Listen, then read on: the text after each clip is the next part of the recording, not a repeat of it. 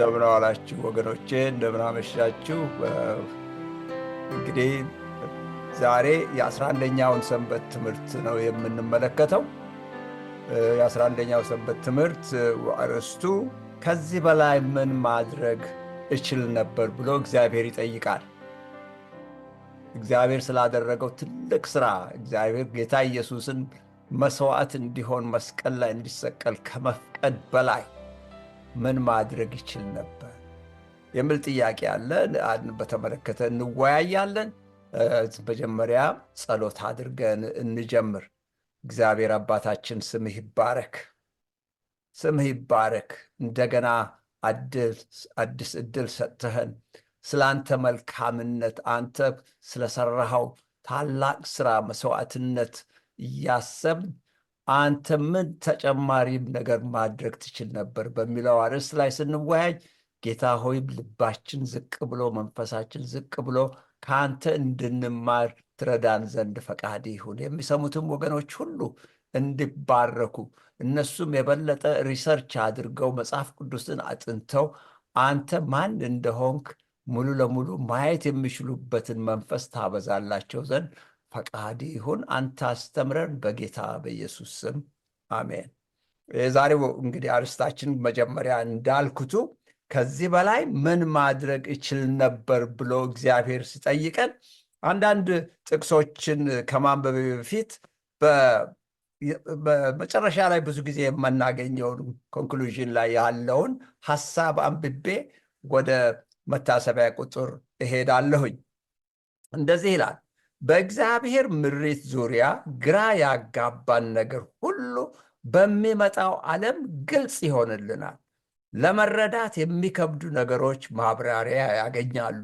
የጸጋው ምስጢሮች በፊታችን ይገለጣሉ። ውስን የሆነው አእምሯችን ግራ መጋባትንና ያልተፈጸሙ ተስፋዎችን ብቻ በተረዳበት እጅግ ፍጹምና የሚያምር ስምምነትን ከዚህ በላይ ምን ማድረግ እችል ነበር እናያለን። እጅግ ፈታኝ የሚመስሉ የሕይወት ልምምዶችን ወሰን የሌለው ፍቅሩ እንዳዘዛቸው እናውቃለን። ሁሉንም ነገር ለበጎ እንዲሆኑልን የሚያደርገውን የእርሱን ግሩም ጥንቃቄ ስንገነዘብ በማይነገርና በከበረ ሐሴት ደስ ይለናል ትላለች ኤለን ጂ ዋይት የምትባል የቤተክርስቲያናችን ጸሐፊ። እና እግዚአብሔር ያደረገውን ነገር በሞላ በትክክል ለማስተዋል የምንችለው ጌታ ኢየሱስ በሚመጣበት ጊዜ ነው። መታሰቢያ ቁጥሩ እንዲህ ይላል። ከዮሐንስ 18:37 የተወሰደ ነው። ጲላጦስም እንግዲህ ንጉሥ ነህን አለው። ኢየሱስም መልሶ እኔ ንጉሥ እንደሆኑ አንተ ትላለህ። እኔ ለእውነት ልመሰክር ስለዚህ ተወልጄአለሁ፣ ስለዚህም ወደ ዓለም መጥቻለሁ። ከእውነት የሆነ ሁሉ ድምፄን ይሰማል አለው። ከእውነት የሆነ ሁሉ የእግዚአብሔርን ድምፅ ይሰማል። እውነትን የሚፈልግ ማንም ሰው በእግዚአብሔር ቃል ላይ የተጻፈውን በአክብሮት በትህትና ሲያጠና እግዚአብሔር ለኛ ለወደቅ ነው ለዚሽ ፕላኔት በዚህ ዓለም ውስጥ ላለን ወደ 8 ቢሊዮን ለምንሆን ሕዝብ እና ከዚህ በፊትም ለሞቱቱ ወደፊትም ለሚወለዱቱ ሁሉ ጌታ ኢየሱስ አስቀድሞ ያደረገው ታላቅ መስዋዕትነት በፊታችን ምን ይሆናል? ግልጽ ይሆናል። ግልጽ ይሆናል። ጌታ ኢየሱስ ከእውነት የሆነ ሁሉ ድምፄን ይሰማል። እኛ እውነትን የምንፈልግ ከሆነ የክርስቶስን ድምፅ እንሰማለን። አንድ ታሪክ አለ በዚህ ሰንበት ትምህርት ላይ። በመካከለኛው ዘመን ይላል ከአንድ ቤተሰብ ጋር በማደጎ ልጅነት ይኖር የነበረ ዴኒስ በተባለ ልጅ ላይ ነው ይላል።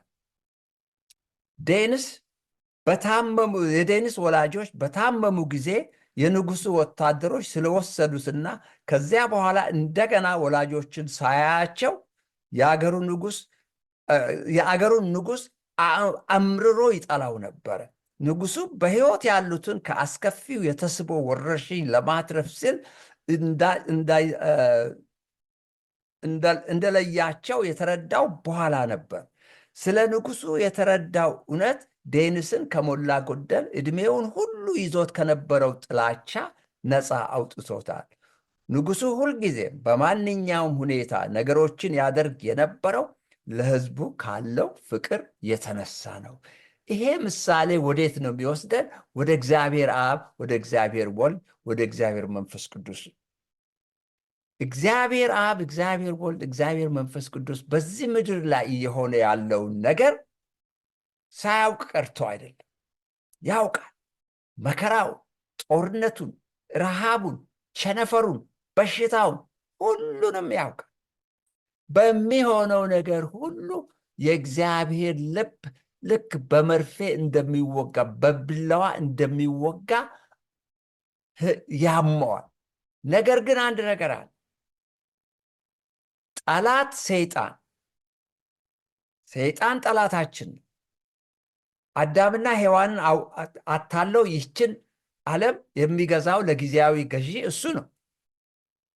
የእሱ ደግሞ ክፋቱ፣ የእሱ መጥፎነቱ 100% የሚታወቀው ጊዜ ሲሰጠው በሚያደርገው ነገር ሁሉ ሰዎች አይተው እውነትም እግዚአብሔር አምላካችን ስለኛ ግድ ይለዋል፣ እውነተኛ አምላክ ነው። ምክንያቱም ሰይጣን ከሳሽ ነው ይላል። አሁን ቀጥሎ ባለው ስናነብ ድል አድራጊው ክርስቶስ በሚለው ምንም እንኳን ክርስቶስ ራሱ የዚህ ዓለም ገዥ ብሎ የሚጠራው በስራው ላይ ያለ ጠላት ቢኖርም እውነተኛው የዓለማት ንጉሥ ኢየሱስ ክርስቶስ ነው። አዎ ጊዜያዊ ገዢ ሰይጣን ወደ ላይ ወደ ታች እያለ ሰውን ሁሉ ሲያተራምስ ይገኛል።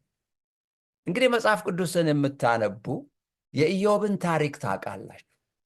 የኢዮብን ታሪክ የመጀመሪያውን 2ቱን ምዕራፍ ብታነቡ በኢዮብ ላይ የደረሰው መከራ በዓለም ላይ የሚደርሰው መከራ። ሰይጣን እኛን ሁልጊዜ ምን ያደርጋል? በእግዚአብሔር ፊት ይከሳል። በእምነታችን ይከሰናል። ይሄ ጠንካራ አማኝ አይደለም፣ ስለተመቸው ነው እግዚአብሔር የሚለው። መከራ ቢደርስበት ይክድሃል፣ ልክ ኢዮብን እንዳለ። ስለዚህ አንዳንድ ጥቅሶች ምን ይላሉ? ከመጀመሪያው ጀምሮ ዓለምን ሁሉ የሚያስት ራእይ 12 ቁጥር 9 ላይ፣ ከዛ ማቴዎስ 4 ቁጥር 3 ላይም እንደዚሁ ጌታ ኢየሱስን ፈተነው። በምን? ወድቀ ብትሰግድልኝ፣ ይህን ድንጋይ ወደ ዳቦ ብትለውጠው፣ ይህን ሁሉ ዓለም እሰጥሃለሁኝ፣ የኔን ስልጣን ብትቀበል እያለ ሲያታልል የነበረ አታላይ ነው። በክፋት የተሞላ ነው ሰይጣን። ዮሐንስ ወንጌል 8:44ንም ስንመለከት እንደዚያው ሰይጣን ክፉ፣ አታላይ፣ ጨካኝ እንደሆነ ይናገራል።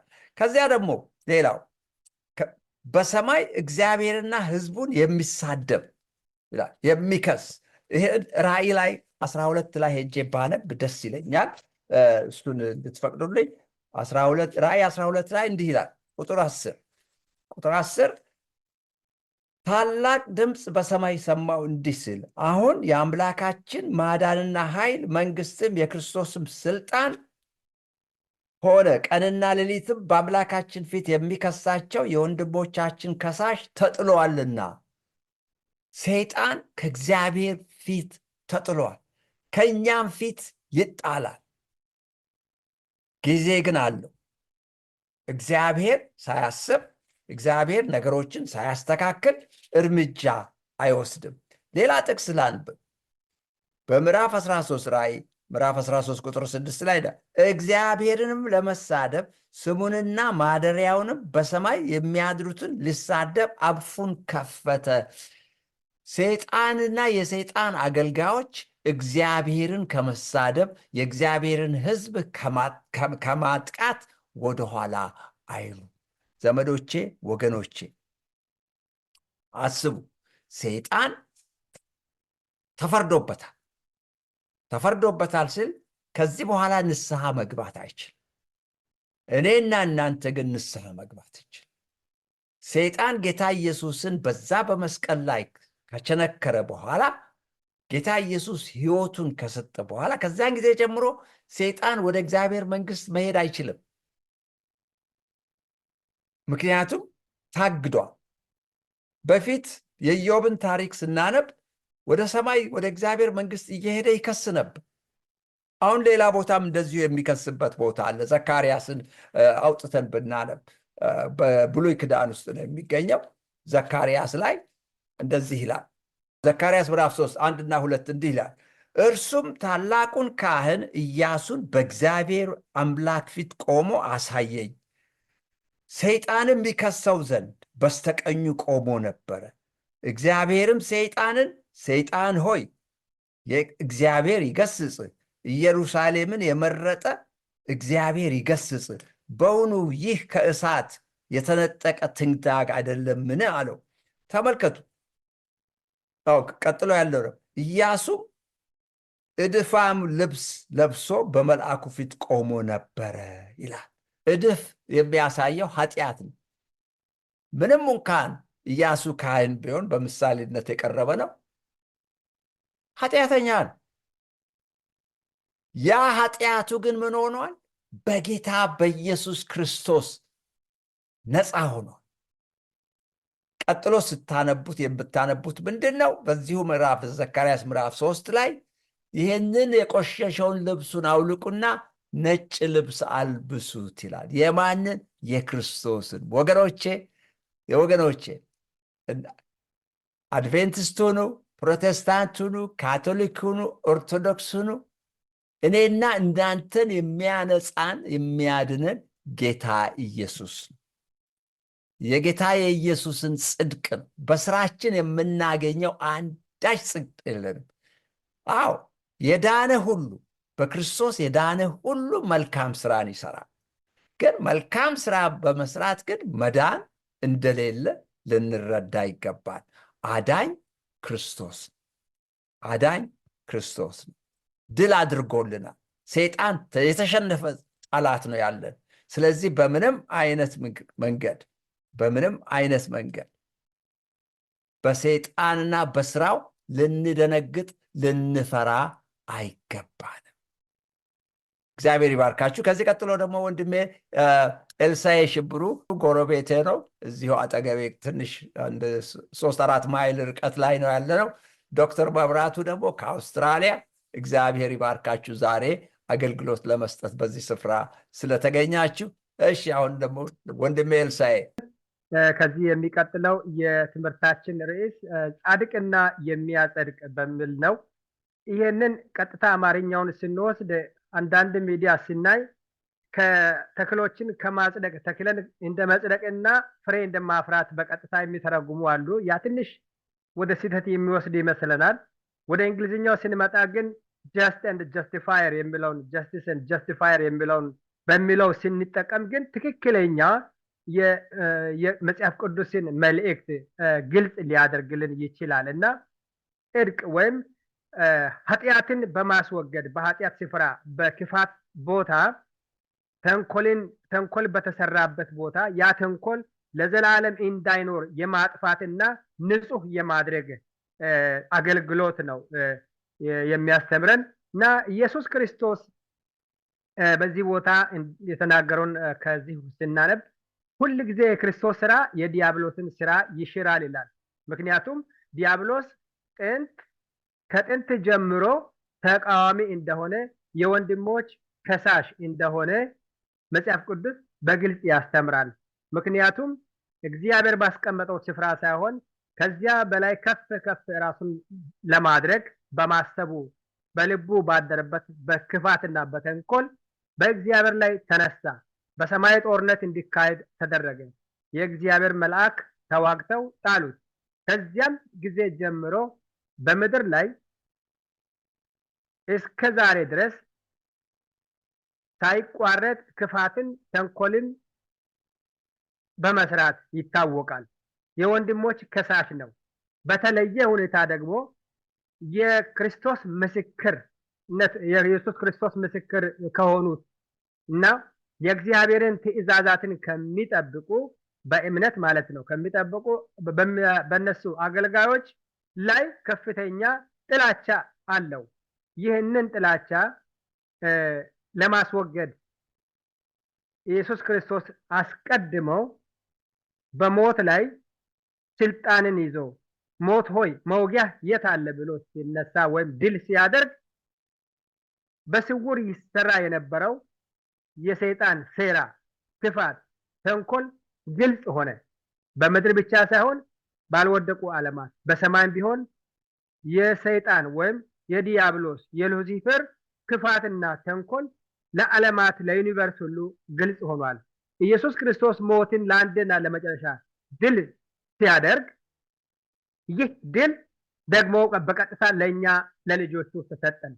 ስለዚህም ነው በዚህ ስፍራ ስናነበው የክርስቶስ ስራ የዲያብሎስን ስራ ይሽራል ይላል። ኢየሱስ የተገለጠው የዲያብሎስን ስራ ለማፍረስ ነው። በዚህ በመጽሐፍ ቅዱሳችን ቀጥታ የተጻፈውን በምናነብበት ጊዜ አንደኛ ዮሐንስ ምዕራፍ 3 ከቁጥር 9 ላይ ያለውን ስናነብ የእግዚአብሔር ቃል እንዲህ ይላል፣ ስለዚህ የዲያብሎስን ስራ እንዲያፈርስ የእግዚአብሔር ልጅ ተገለጠ። ከእግዚአብሔር የተወለደ ሁሉ ኃጢአትን አያደርግም፣ ዘሩ በእርሱ ይኖራልና ከእግዚአብሔርም ተወልዷልና ኃጢአትን ሊያደርግ አይችልም ተብሎ ተጽፏል። ይህ ቃል በዚህ ቃል መሰረት ስናነብና ይህንን ወደ ህይወታችን ስናመጣው የእግዚአብሔር ልጅ የዲያብሎስን ስራ ለማፍረስ ነው የተገለጠው። ግልጽ አደረገ። ከዚያም ለኛ ደግሞ ሲናገር ከእግዚአብሔር የተወለደው ሁሉ ኃጢአትን አያደርግም ብሎ የተጻፈውን እናነባለን። በመሰረቱ ኃጢአት ምንድን ነው ብለን ካል መጽሐፍ ቅዱስ ግልጽ የሆነ ትምህርት ወይም መረጃ ይሰጠናል። ኃጢአት ማለት ህግ መተላለፍ ነው። በእግዚአብሔር ህግ ላይ መነሳት ነው። ዛሬ ብዙዎች በስህተት በመተርጎም ህግ የእግዚአብሔር ህግ እንደማያስፈልግ፣ የእግዚአብሔር ህግ እንደማይጠቅም፣ ማንኛውም ሰው ከህግ ባርነት ነፃ እንደሆነና የእግዚአብሔር ህግ በእኛ ህይወት ላይ ምንም ሚና እንደሌለው አድርገው በሌላ በነፃነት እንደፈለጉ በመሄድ የመቀበልና የማመን ስራ ሲሰሩና ሲናገሩ እናያቸዋለን፣ እንሰማለን። ነገር ግን የእግዚአብሔር ቃል ሲናገር ከእግዚአብሔር የተወለደ ሁሉ ኃጢአትን አያደርግም ብሎ ሲናገር እኛ ከእግዚአብሔር ከተወለድን ኃጢአትን አንሰራም ማለት ህግን የእግዚአብሔርን ህግ የከበረውን ህግ አንተላለፍም። ለምን? በእግዚአብሔር ስለተተከልን ማለት ነው። ቃሉም ሲናገር ዘሩ በእርሱ ይኖራልና ይላል። ዘሩ በእርሱ ይኖራልና ከእግዚአብሔርም ተወልዷልና ይላል። ስለዚህ የኛ ዘር የመጣው ከእግዚአብሔር ነው። እሱ ግንድ ከሆነ እኛ ቅርንጫፎቹ ነን። ፍሬ በሱ ሆነን ስለምናፈራ አንድ ነን ማለት ነው። አባታችን እግዚአብሔር አምላክ ቅዱስ ነው። ስለዚህ ጻድቅም ነው። እሱ ጻድቅ ስለሆነ በጻድቁ አባታችን እየተተከልን ስንሆንና ፍሬ ስናፈራ ደግሞ እኛም ጻድቃን እንባላለን። ስለዚህ በዚህ ሁኔታ የሚያጸድቀን ማን ነው? ራሱ እግዚአብሔር ነው የሚያጸድቀን። ጻድቅ ያደረገን ኢየሱስ ክርስቶስ ነው። የጽድቁ አባታችን ልጅ ስለሆነ ደግሞ እኛም ጻድቃን እንባላለን እንሆናለን።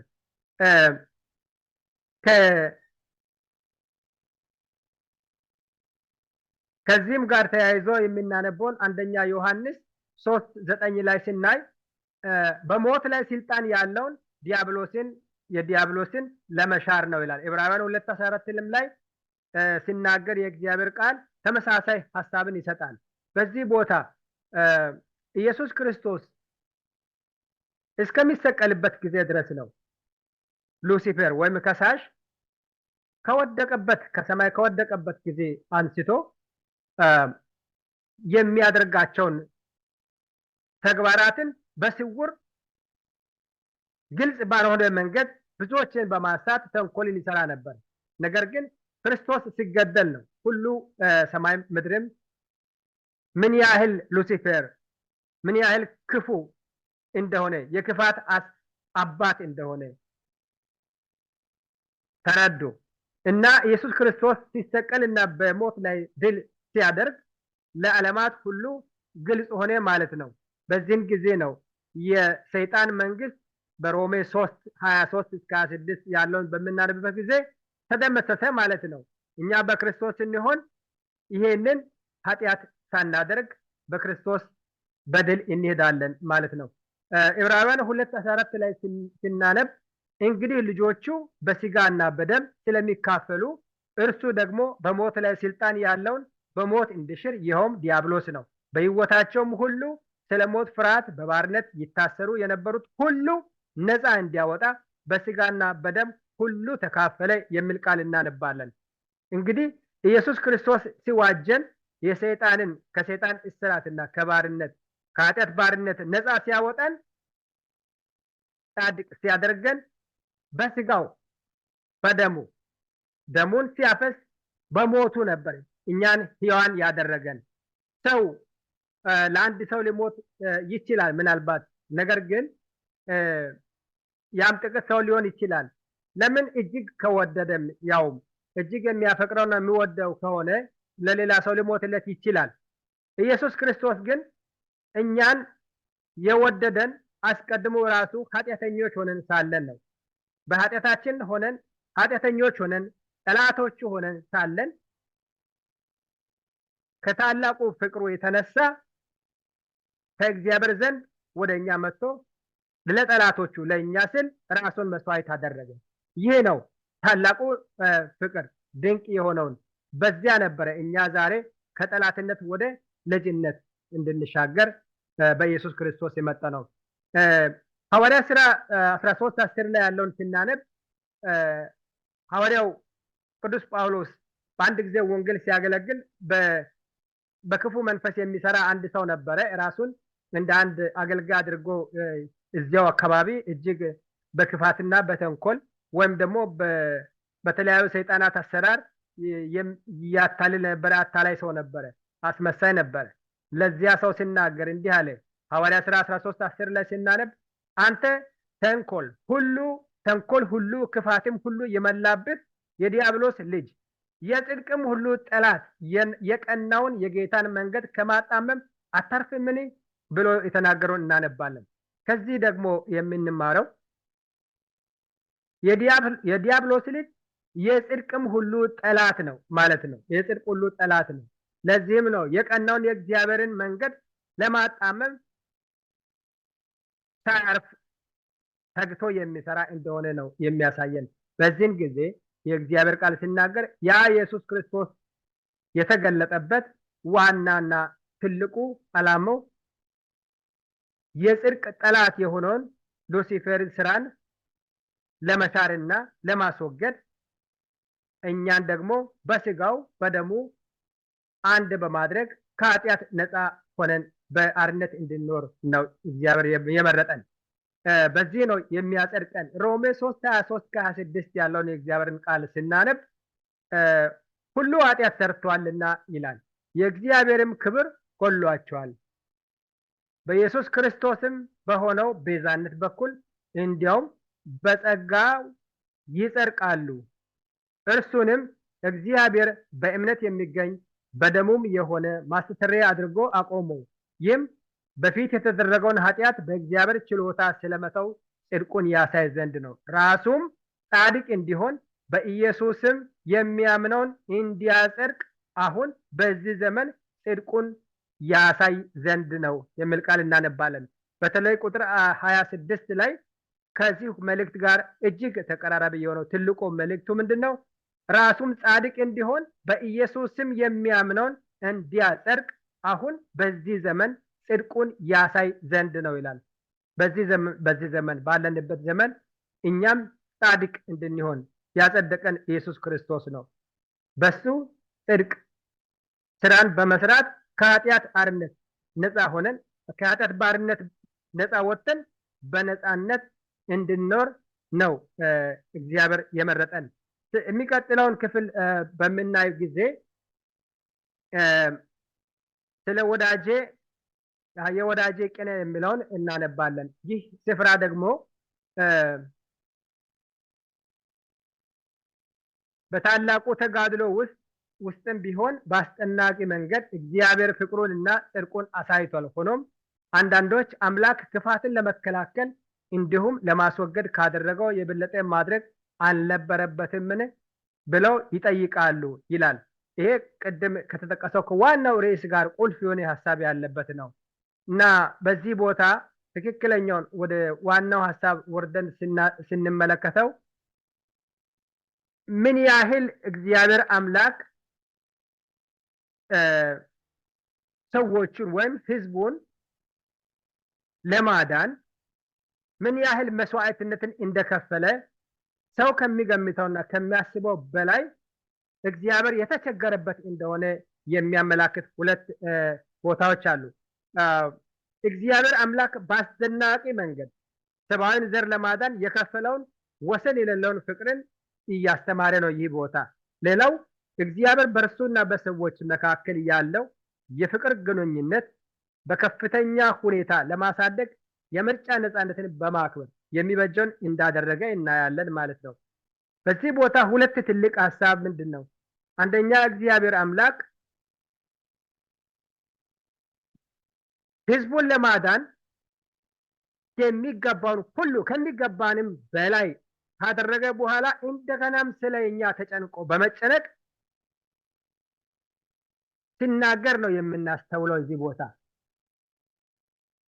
ከዚህ የበለጠ ማድረግ አልነበረበትምን ብለው ይጠይቃሉ ካልባል በታላቁ ተጋድሎ ማይቀፍ እግዚአብሔር በርሱና በሰዎች መካከል ያለው የፍቅር ግንኙነት በከፍተኛ ሁኔታ እንዲያድግ አስፈላጊ የሆነው ምርጫ ነፃነት በማክበር የሚበጀውን እንዳደረገ አይተናል። አዎ እግዚአብሔር ምርጫ ሰጪ አምላክ ነው። መልካምንና ክፉን ወይም ህይወትንና ሞትን ከፊታችን አስቀምጦልናል። ስለዚህ የሚበጀንን የመምረጥና ከዚያም በመረጥነው መሄድ የምንችልበት ምርጫ ሰጥቶናል። ስለዚህ እግዚአብሔር ደግሞ ይህ ምርጫ ተሰጥቶ እያለ አስቀድሞ ግን እግዚአብሔር ያደረገልን ምንድነው? በወይኑ ቦታ ተመስሎ የተጻፈውን ክፍል ነው የምናነበው።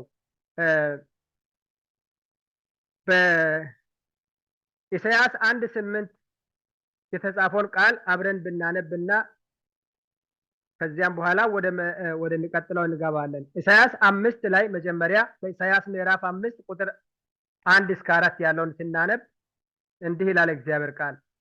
አሁን ስለ ወዳጄና ስለ ወይን ቦታው ለወዳጄ ቅኔ እቀኛለሁ። ለወዳጄ በፍሬያማ ኮረብታ ላይ የወይን ቦታ ነበረው። በዙሪያው ቆፈረ፣ ድንጋዮችንም ለቅሞ አወጣ፣ ምርጥ የሆነውንም አረግ ተከለበት። በመካከሉም ግንብ ሰራ፣ ደግሞም የመጥመቂያ ጉድጓድ ማሰበት። ወይንንም ያፈራ ዘንድ ተማመነ፣ ዳሩ ግን ሆምጣጣ ፍሬ አፈራ። አሁንም እናንተ ኢየሩሳሌም የምትኖሩ ይሁዳ ሰዎች በእኔና በወይኑ ቦታ መካከል እስኪ ፍረዱ። ለወይኔ ያላደረግሁለት ከዚህ ሌላ አድርግለት ዘንድ የሚገባኝ ምንድን ነው? ወይንን ያፈራል ብዬ ስተማመን ስለምን ሆምጣጣ ፍሬ አፈራ የሚል ቃል እናነባለን። ይህ ትልቅ መልእክት ያለው ሐሳብ ነው።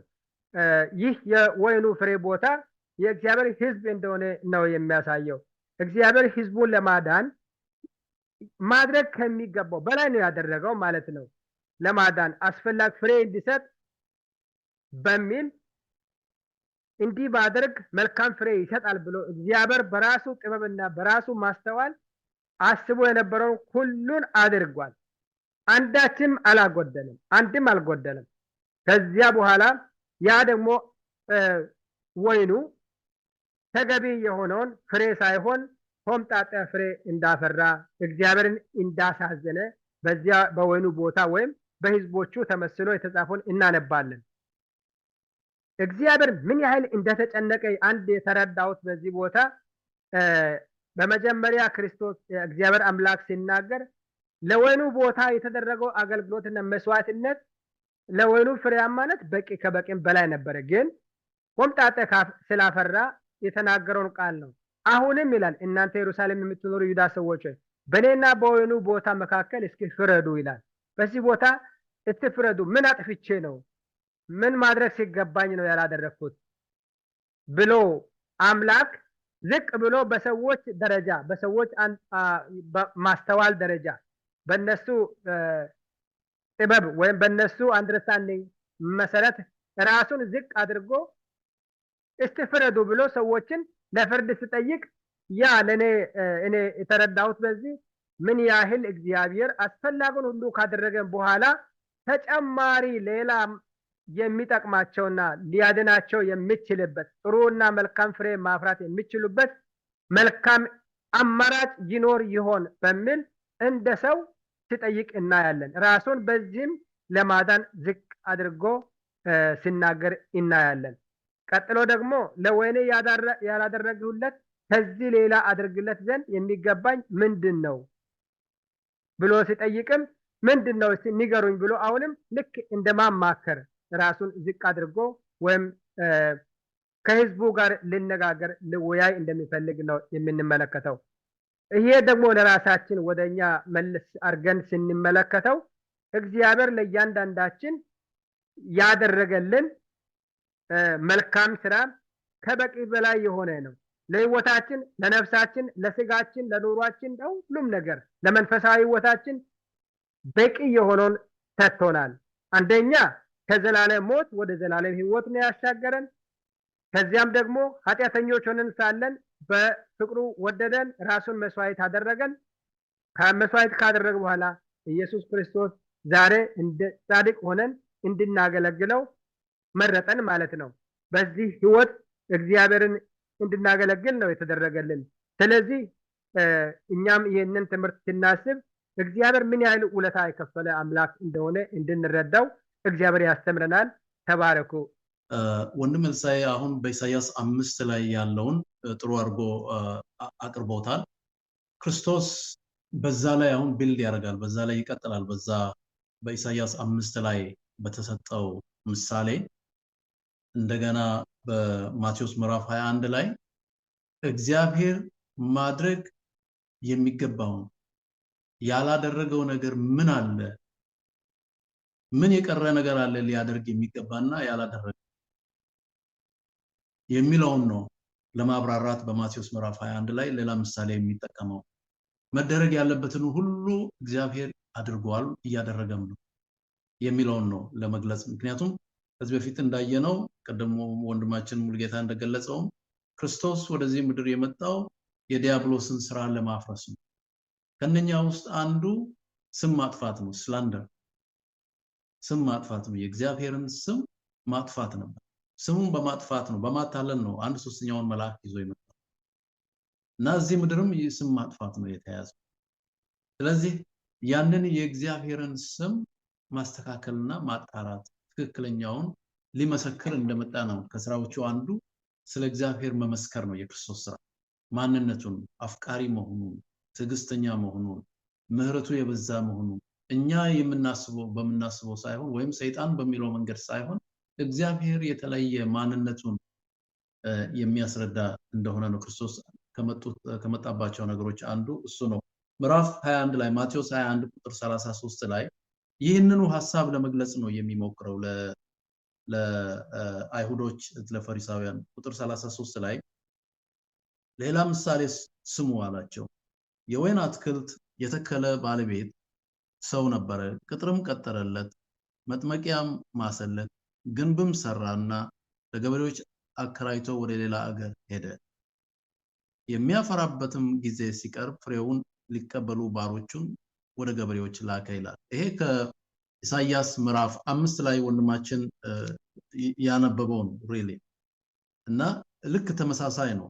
አሁን ለወዳጄና ስለ ወይን ቦታው ለወዳጄ ቅኔ ቀኛለሁ ብሎ ከተናገረ በኋላ ኢሳይያስ 5 ላይ ሁሉን ነገር የሚያስፈልገው መልካም መሬት፣ መልካም ፍሬ፣ መልካም ዘር ሁሉ ካደረገ በኋላ ምንም አላፈራም። ያፈራው እንደውም ሆምጣጣ ነው የሚለው። ይሄ ትክክለኛ ትርጉሙ አክቹአሊ ሆምጣጣ ሳይሆን የሚሸት ፍሬ ነው።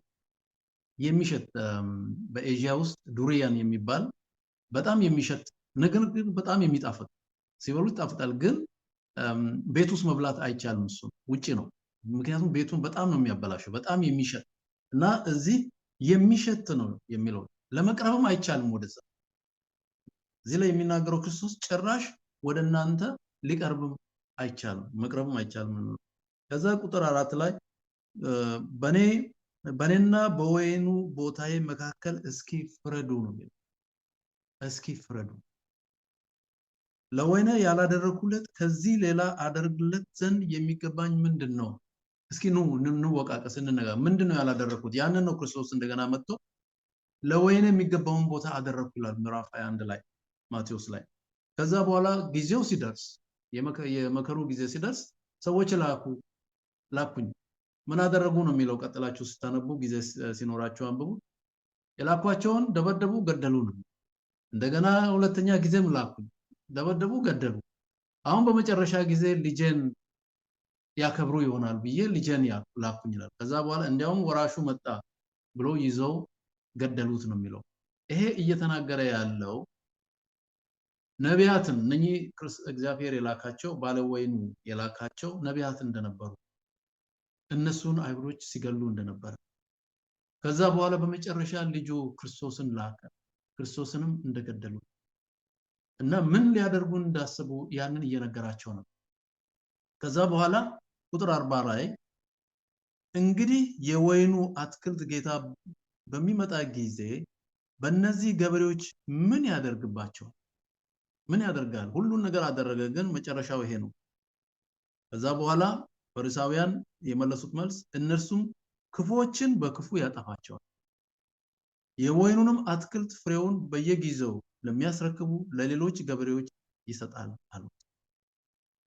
ከዛ በኋላ ክርስቶስ ስለነሱ እንደተናገረ አውቆ ሊገሉትም አስቦ ነበር ይላል። ግን ሰው ብዙ ስለነበረ ፈሩ ነው የሚለው። እና ምንድነው እዚህ ላይ የምናየው? እግዚአብሔር ማድረግ የሚገባውን በሙሉ አድርጓል። በዮሐንስ ምዕራፍ 3 ቁጥር 16 ላይ እግዚአብሔር ዓለሙን ወዷልና አንድ ልጁን እስኪሰጥ ድረስ በእርሱ ያመነ ሁሉ እንዳይጠፋ የዘላለም ሕይወት ይኖር ዘንድ ነው የሚለው። ለሁሉ ነው የሰጠው። ደህንነት ለሁሉ ነው። ነገር ግን ሁሉ አይድንም። የሚመርጡት የተሰጠውን የተዘጋጀውን የሚቀበሉ ናቸው የሚድኑ። ምን ያደርግ እግዚአብሔር? ሁሉን ማዳን አይችልም። ሁሉን ማዳን ቢፈልግም፣ ምክንያቱም ምርጫው የኛ ስለሆነ ነው። እግዚአብሔር የምርጫ አምላክ ነው። የሰውን ምርጫ የሚጠብቅ ስለሆነ ዛሬ ብዙ የምናያቸው ነገሮች እየሆኑ ናቸው። በሮሜ 3 ቁጥር 25 ላይ ቀደም ወንድማችን አንብበዋል። ሮሜ ምዕራፍ 3 ቁጥር 25 ላይ እርሱንም እግዚአብሔር በእምነት የሚገኝ በደሙም የሆነ ማስተሰሪያ አድርጎ አቆመው ነው የሚለው። ይህም በፊት የተደረገው ኃጢአት በእግዚአብሔር ችሎታ ስለመተው ጽድቁን ያሳይ ዘንድ ነው። እግዚአብሔር ጻድቅ መሆኑን ነው የሚለው። ራሱም ጻድቅ እንዲሆን ይላል። እግዚአብሔር ጻድቅ እንደሆነ ምዕራፍ 5 ቁጥር 8 ላይ ሮሜ ነገር ግን ገና ኃጢአተኞች ሳለን ክርስቶስ ስለኛ ሞቷልና እግዚአብሔር ለኛ ያለውን የራሱን ፍቅር ያስረዳል። ስለዚህ እግዚአብሔር ገናስ እኛስ ሳንፈጠር አስቀድሞ የመረጠን ነው። ፍቅሩን የእግዚአብሔርን ፍቅር ሊገልጽ ነው ክርስቶስ የመጣው። መስቀሉ የመጨረሻው ማንነቱን የገለጸበት የመጨረሻው ስራ መስቀል ላይ። እግዚአብሔር ሌላ መንገድ ቢኖር ኖሮ ያደርግ ነበር። ሌላ ምርጫ የለም። የግድ ክርስቶስ በዛ ማለት ነው። ስለዚህ የክርስቶስ ማንነት፣ የእግዚአብሔር ማንነት፣ የመለኮት የአምላክ ማንነት እየተገለጸበት ነው። ፍቅሩ ቅድም ወንድማችን the just and the justifier ጻድቅና የሚያጸድቅ ትክክለኛ ፈራጅ እንደሆነ፣ ትክክለኛ ስራው ሁሉ ድንቅና ትክክል እንደሆነ ክርስቶስ በዚህ ምድር ላይ አሳይቷል። እና የእግዚአብሔርን ማንነት ነው ክርስቶስ ማሳየት የሚችለውን የእግዚአብሔርን ባህሪ በትክክል እየገለጸ ነበር በዚህ ምድር ላይ። ያ የእግዚአብሔርን ባህሪ ማንነቱን በትክክል ማስረዳት የሰይጣንን ስራ ከማፍረስ ወይም ከማጥፋት አንዱ ነበረ። ይህ አሁን የማናያቸው ብዙ ነገሮች አሉ። ኢዮብን በምናይበት ጊዜ ቅድም እንደተጠቀሰው ኢዮብ በህይወቱ የሚሆኑትን ነገሮች ከበስተጀርባው እየሆነ ያለውን ነገር አላየም፣ አላስተዋለም። እኔና እናንተም ዛሬ በህይወታችን የሚሆኑ ብዙ ነገሮች አሉ። ሰው በማጣት ይሆናል፣ ቤተሰብ ወዳጅ ሊሆን ይችላል፣ የገንዘብ የጤና ይሁን አደጋ ይሁን ብዙ ነገሮች እየሆኑ ይህ በአንደኛ ዮሐንስ ምዕራፍ 19 ላይ ከኛ በስተቀር ከክርስቲያኖች በስተቀር ዓለም በሙሉ በክፉ የተያዘ ነው። ስለዚህ ምድር በሰይጣን ቁጥጥር ስር ነው ያለችው። ክርስቶስም ይህንን አልካደም። ዲያብሎስ በሉቃስ ምዕራፍ 4 ላይ ይሄ ዓለም በኔ ስር ነው በሚልበት ጊዜ አልካደው። እንዲያውም ክርስቶስ የዚህ ዓለም ገዢ ይለዋል፣ ጳውሎስም ይለዋል። ስለዚህ በዚህ ዓለም ላይ ሰይጣን ስራው ክፋት ነው። ሰዎችን በማስጨነቅ በመጉዳት የእግዚአብሔርን ልብ ማቁሰል ይፈልጋል።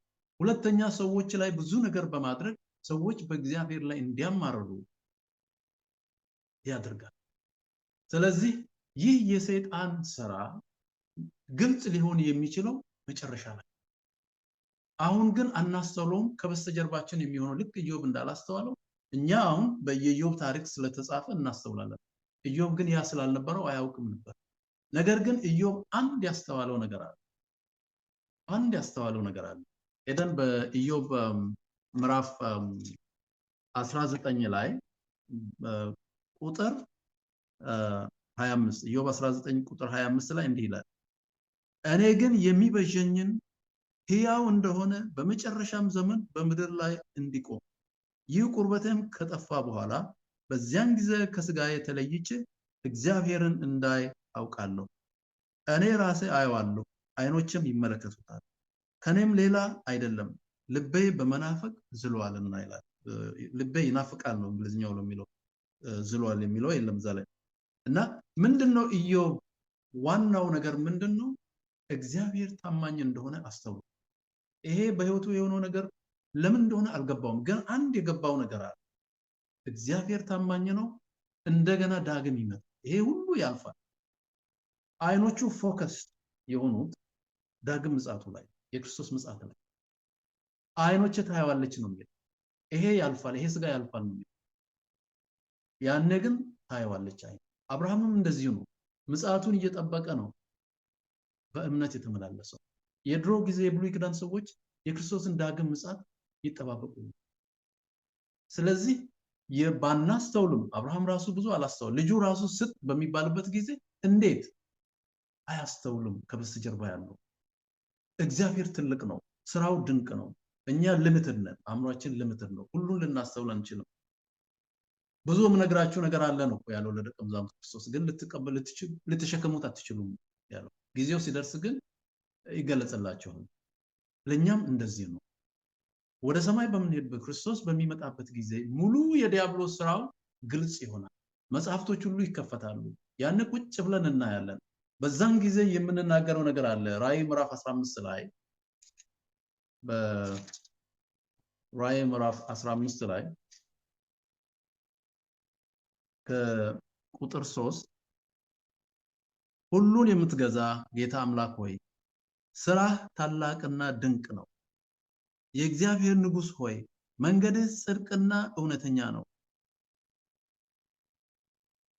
ወረድ ስንል አንተ ብቻ ቅዱስ ነህና የጽድቅም ስራ ስለተገለጠ አሕዛብ ሁሉ ይመጣሉ በፊትህም ይሰግዳሉ። አሁን እንግዲህ ስራ ሁሉ ተገልጿል ማለት ነው። ክርስቶስ በሚመጣበት ጊዜ ወደ ሰማይ ስንሄድ ሁሉ ነገር ግልጽ ይሆንልናል። በዛን ጊዜ ስራ ታላቅና ድንቅ። አሁን ለምን ይሄ ሆነበት? ለምን እንደዚህ አልሆነም?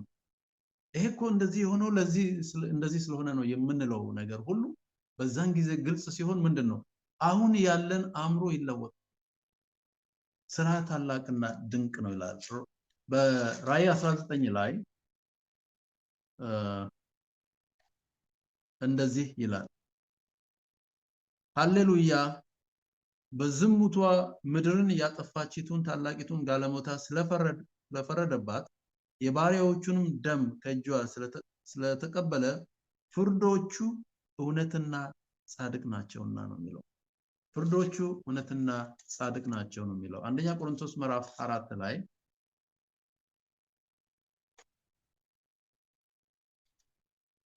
ቁጥር 5 አንደኛ ቆሮንቶስ ምዕራፍ 4 እንደዚህ ይላል ቁጥር 5 ላይ ስለዚህ በጨለማ የተሰወረውን ደግሞ ወደ ብርሃን የሚያወጣ የልብንም ምክር የሚገልጥ ጌታ እስኪመጣ ድረስ ጊዜው ሳይደርስ አንዳች አትፍረዱ። በዚያን ጊዜም ለእያንዳንዱ ምስጋናው ከእግዚአብሔር ዘንድ ይሆናል። ክርስቶስ በሚመጣበት ጊዜ ሁሉን ነገር ግልጽ ያደርገዋል። አሁን ብዙ ያልገቡን ነገሮች አሉ። የምናልፍበት መንገድ ቀላል አይደለም። ሰይጣን እንዲያውም ወደሱ ወደ እግዚአብሔር በቀረብን ቁጥር የበለጠ ነገሮችን ማጥበብ ነው የሚፈልግ። ጊዜው እንደደረሰ ያውቃል፣ ብዙ ጊዜ እንደሌለው ያውቃል ሰይጣን። እኛንን ያልገባን ብዙ ጊዜ እንደሌለ እኛ አልገባንም፣ ሰይጣን ግን ያውቃል። ስለዚህ የሚችለውን ሁሉ እንደ አንበሳ ያገሳል ነው፣ የሚችለውን ሁሉ ያደርጋል። ስለዚህ እኔና እናንተ ምንድነው ባናስተውሉም ብዙ ነገሮችን አናስተውል፣ ብዙ ነገሮችን አንረዳ። ነገር ግን አንድ ነገር ነው ማድረግ ያለብን፣ አይናችን ፎከስድ መሆን ያለብን ዳግም ምጽአቱ ላይ። ይሄ ያለንበት ህይወት ቴምፖራሪ ጊዜያዊ ነው፣ ያልፋል። የማያልፈውን ያንን ዘላለማዊው ላይ አይኖቻችንን ካደረግን እንደ ኢዮብ፣ እንደ አብርሃም፣ እንደ ነቢያት፣ እንደ ሐዋርያት እኛም መጨረሻችን ያማረ ነው የሚሆነው። ሐዋርያት በብዙ ነገር አልፈዋል፣ ተገርፈዋል፣ ታስረዋል፣ ተገለዋል። ግን ያ ሁሉ አይኖቻቸውን ከዳግም ምጽአቱ አላነሳ። ደስ ይላቸው ነበር የሚያልፉበት፣ ለምን እንደሆነ አይገባቸውም። ግን የሚያልፉበት መንገድ ለክርስቶስ ክብር ስለሆነ ደስ ይላቸው ነበር። እና ወገኖቼ በመጨረሻ ማለት የምፈልገው የማናስተውላቸው ነገሮች አሉ፣ ግን እግዚአብሔር ያላደረገው ነገር የለም፣ የማያደርገውም ነገር የለም። ይሄ ግልጽ የሚሆነው በኋላ እሱ ስለሚመጣ የእሱን ምጽአት እየጠበቅን እንድንኖር እግዚአብሔር ይርዳል። አሜን፣ አሜን፣ አሜን። እግዚአብሔር ይባርክህ። እንግዲህ አሁን ወንድሞቼም እንዳሉቱ ቀደም ብለን እንደተነጋገርነውም ይሄ ሁሉ ክርስቶስን መውደድ፣ ማፍቀር፣ ማመን፣ እግዚአብሔር አብን፣ እግዚአብሔር ወልድን፣ እግዚአብሔር መንፈስ ቅዱስን አንድ አምላክ ማመን ምርጫ ነው። ሁላችንም ምርጫ አለ። ለመዳን ወይም ለመጥፋት ምርጫ አለ። አሁን እዚህ ስለ ወይኑ ቦታ ወንድሞቼ እንደተናገሩቱ በኢሳይያስም ቢሆን በማቴዎስ ስለ ምርጫ ነው። አገልጋዮቹ ነቢያት፣ እውነተኛ ፓስተሮች መልእክት የእግዚአብሔርን ቃል በትክክል ሲያስተላልፉ ያ መልእክት የወደቀበት ስፍራ መሬቱ እኛንን እኛ ለመቀበል ላለመቀበል ምርጫ አለን። እግዚአብሔር የምርጫ አምላክ ነው። የምርጫ አምላክ እንደሆነ ኢያሱ ለእስራኤላውያን ሲናገር ከመሞቱ በፊት ምረጡ ይላል። እንዲህ ይላል ቁጥር ምዕራፍ 24 ላይ አሁንም እግዚአብሔርን ፍሩ፣ በፍጹምም በእውነተኛም ልብ አምልኩት። አባቶቻችሁ በወንዝ ማዶ በግብፅ ውስጥ ያመለኳቸውን አማልክት ከእናንተ አርቁ፣ እግዚአብሔርንም አምልኩ። እግዚአብሔርንም ማምለክ ክፉ መስሎ ቢታያችሁ አባቶቻችሁ በወንዝ ማዶ ሳሉ ያመለኳቸውን አማልክት ወይም በምድራቸው ያላችሁባቸውን የአሞራውያን አማልክት ታመልኩ እንደሆነ የምታመልኩትን ዛሬ ምረጡ። እኔና ቤቴ ግን እግዚአብሔርን እናመልካለን። ይህ ምን ማለት ነው? በአሁኑ ጊዜ ብዙ የሐሰት ወንጌል በሁሉም ስፍራ ይሰበካል። በብዙ ሺህ አባላት ያሏቸው፣ በሚሊዮን የሚቆጠሩ አባላት ያሏቸው ትልልቅ 2,000 ዓመት ዕድሜ ያላቸው 2,000 ዓመት ዕድሜ ያላቸው ቤተክርስቲያናት ሊኖሩ ይችላሉ። ለእኛ እውነት ያስተምራሉ ማለት አይደለም። እውነትን መፈለግ የእያንዳንዳችን ምርጫ። የእግዚአብሔር ቃል ምን ይላል ብለን ልንጠይቅ ይገባል። ጣዖትን ማምለክ፣ የተለያዩ አማልክትን ማምለክ የእግዚአብሔር ፍላጎት አይደለም። የኤልያስን ታሪክ በአንደኛ ነገሥት ምዕራፍ 19 ላይ ስናነብ 850 የጣዖት አማልክት ነቢያት ነበሩ። ኤልያስ ደግሞ ብቸኛ ነበር። አክዓብን ሕዝቡን በሞላ ወደ እኔ ሰብስባል፣ ወደ ተራራ ወደ ኮረብታ ላይ ሰበሰባቸው። ዛሬ እንወዳደራል። የኔ አምላክ ነው እውነተኛ አምላክ ወይስ የነኛ አምላክ ነው? ስለዚህ ዛሬ ምረጧል። እንግዲህ እግዚአብሔር እውነተኛ አምላክ እንደሆነ በእሳት የሚመልስ አምላክ እሱ እውነተኛ ነው ብሎ መስዋዕት ቀረበ። ያው ታሪኩን ታውቁታላችሁ ብዙዎቻችሁ። እንግዲህ የኤልያስን ታሪክ ስታነቡ ምንድን ነው ያደረገው? እነኛ ጣዖት አምላኪዎቹ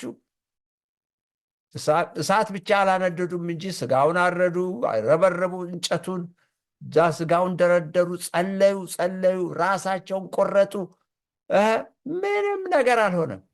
ኤልያስ ደግሞ አይ እኔ እንጨት ብቻ አላረግም ማለት ውሃ ዙሪያውን በ12ቱ ነገድ ስም 12 ድንጋይ ደርድሮ እላዩ ላይ እንጨት አድርጎ ዙሪያውን ቆፍሮ ውሃ ሙሉበታል።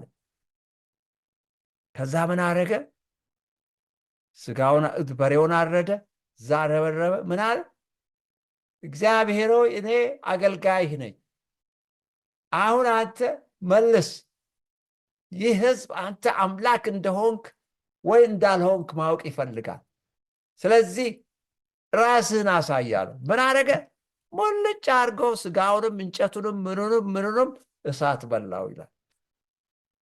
እግዚአብሔር ራሱን ለመግለጥ ፈቃዱ ነው፣ ግን በእምነት መጠየቅ አለብን። እሱን ደግሞ መምረጥ አለብን። እግዚአብሔርን እንድንመርጥ የእግዚአብሔር መንፈስ እያንዳንዳችንን ይምራል። እግዚአብሔር አብዝቶ ይባርካችሁ። ዶክተር መብራቱ ማንዴቦ ከአውስትራሊያ፣ ኤልሳዬ ሽብሩ ከነብራስካ፣ ሙልጌታ ዶቅልቾ ነኝ ከነብራስካ። እንግዲህ ይሄ 11ኛው ሰንበት ትምህርት ነው ወገኖቼ። አደራችሁ በአድቬንቲስት ዌብሳይት ሄዳችሁ ገብታችሁ አደልት ሳበዝ ስኩል የሚለውን ክሊክ ስታረጉ ይሄንን በእንግሊዝኛ ታገኙታላችሁ። ከዛ በአሁኑ ጊዜ በቀላሉ በጉግል ይተረጎማል። ያን ማጥናት ትችላላችሁ በነፃ ወገኖቼ፣ በነፃ እውነት ቁጭ ብሎላችሁ በነፃ አንቡት፣ እናጥና። ቤተ ክርስቲያን መሄድ አያድነንም። ቤተ ክርስቲያን ሄደን ግን እውነትን ካላወቅን እውነት የሌለበት ስሜትን ብቻ በማርካት የምንኖር ከሆነ አንድንም። የሚያድነን ክርስቶስን መቀበል አለብን። ክርስቶስ ደግሞ ያዘዘንን ማድረግ አለብን። ለእግዚአብሔር ሕግ ታዛዦች፣ ጎረቤቶቻችንን የምንወድ፣ ከብሔረሰበኝነት ነፃ ይሆን፣ ከዘረኝነት ነፃ ይሆን፣ ከሰዎች ጋር ስንጣላ ወዲያው ይቅርታ መጠየቅ፣ በሰዎች መካከል ጠብን አለመዝራት። ወገኖቼ ይህን እንግዲህ እኔ በምናገረው ቋንቋ የምትሰሙ ሁላችሁ አደራችሁ፣ እግዚአብሔር ፍቅር ነው። ጌታ ኢየሱስ ፍቅር ነው። መንፈስ ቅዱስ ፍቅር ነው። በዛ የምናምን ከሆነ ወንድሞቻችንን፣ ጎረቤቶቻችንን ልናፈቅር ይገባል። አደራችሁን። እግዚአብሔር አብዝቶ ይባርካችሁ። ዶክተር መብራቱ ጸሎት አድርግልና ጨርስ። ሰማይና ምድርን በቃል የፈጠር ቅዱስና ኃያል የሆንክ አምላካችን ስለ ቸርነትህ፣ ስለ በጎነትህ፣ ስለ ፍቅርህ፣ ስለ ሁሉም ነገር እናመሰግናለን። ጌታ አምላክ ሆይ አንተ ለእኛ ያላደረግከው ነገር የለም። አንዳንዶቹን አናስተውልም ጌታ፣ ነገር ግን አንተ ላይ አይኖቻችን ዘውትር እንዲሆኑና ታማኝነትህ ዘውትር የማይለወጥ መሆኑን እንድናስተውል አንተም እኛ ከምንችለው በላይ የማትፈቅድ አምላክ እንደሆነ አምነን በእምነት መመላለስ እንድንችል ይህ ቃል በውስጣችን ገብቶ ከአንተ ጋር መራመድን እንድንለማመድ አይኖቻችን ዳግም ምጽአት ላይ እንዲሆኑና ለዛ የሚገባንን ሕይወት መኖር እንድንችል ጸጋህን አብዛለን። እያንዳንዳችን አንተ ጠብቀን፣ ኃጢአት በደላችንን ይቅር በል። በጌታ በኢየሱስ ስም አሜን።